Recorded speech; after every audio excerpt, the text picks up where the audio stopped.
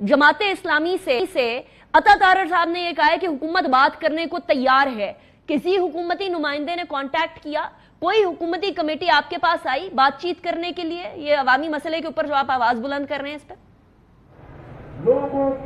देखें, इन्होंने अभी तक तो कोई नहीं तशरीफ लाए। अलबत्ता आज कॉल उन्होंने लियाकत बलोच साहब को की है, मोहसिन नकवी साहब ने। और देखें, हम कोई यहाँ पर तसादुम के लिए नहीं आए, लड़ने के लिए नहीं आए।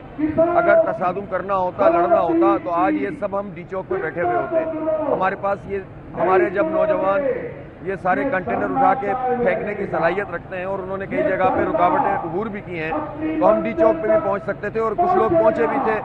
लेकिन मैं ये समझता हूँ कि हम यहाँ पुरअमन तरीके से मसला हल करने आए।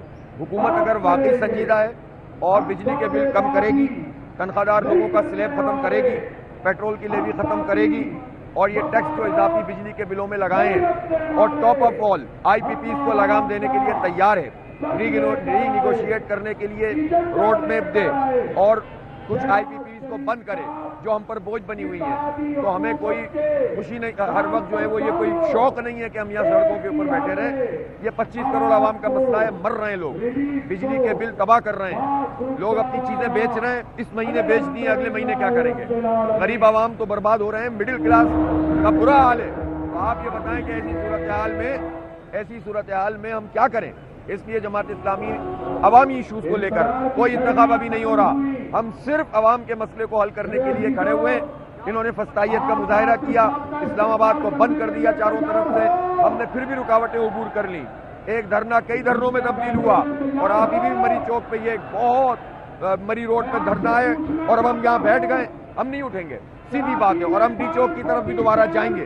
लेकिन मैं हुकूमत से कह रहा हूं कि अगर वो संजीदा हैं तो आए, बैठे, बात करें और मसला रिजॉल्व करें। हाफिज साहब, कब तक जो है वो आप देख रहे हैं कि धरना कंटिन्यूड रहेगा? आपको लगता है कि आने वाले कुछ दिनों के अंदर इसका कोई रेजोल्यूशन मिल सकता है? कुछ प्रैक्टिकली हुकूमत के पास इसका क्या हल होगा? वो कहेंगे कि जी IPPs वाला माहिदा तो 90s के अंदर हुआ था, इसके अंदर हमारा क्या कसूर है, हम रीनिगोशिएट नहीं कर सकते, इंटरनेशनल इश्यूज क्रिएट हो जाएंगे, हम पे दबाव आएगा, सॉवरेन गारंटीज ली हुई हैं। तो ऐसी सूरत हाल में फिर कब तक आप देखते हैं धरना कंटिन्यू होना?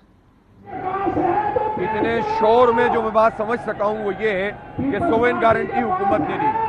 मुझे दुनिया में कोई ऐसा मुआहिदा बता दे जो स्टेट कर रही हो किसी ऑर्गेनाइजेशन से, किसी कंपनी से, और उसमें एग्जिट क्लॉज ना होती हो।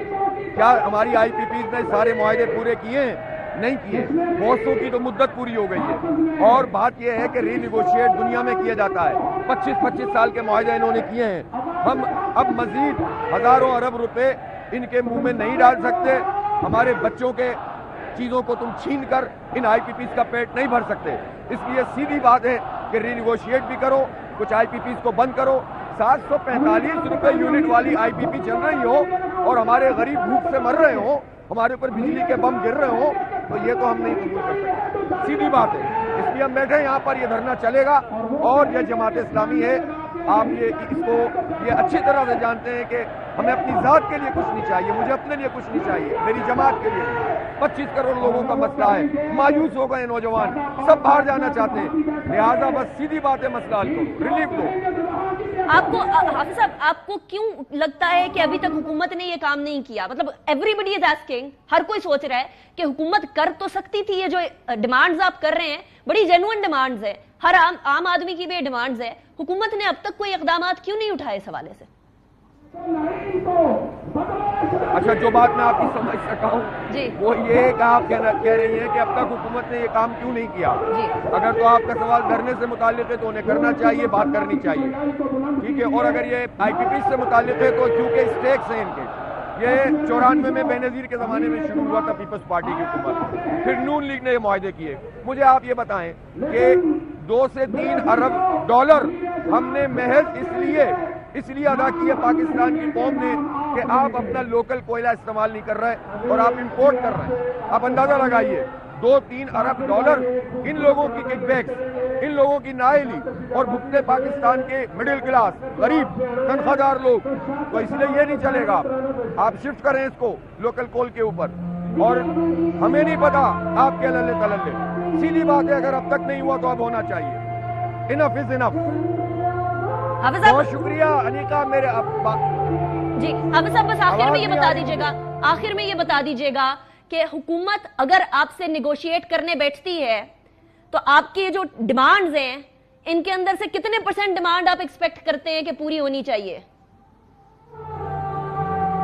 اب مجھے کچھ سمجھ میں نہیں آیا، اور بس میں آپ سے یہی کہتا ہوں آپ کے توسط سے پوری قوم سے کہ یہ وقت ہے، جماعت اسلامی آپ کی آواز بن رہی ہے، نکل کر آ جائیں، ایک مرتبہ گھٹنے ٹیکنے پہ مجبور کر دیں گے انشاءاللہ اس حکومت کو۔ بہت شکریہ، جزاک اللہ۔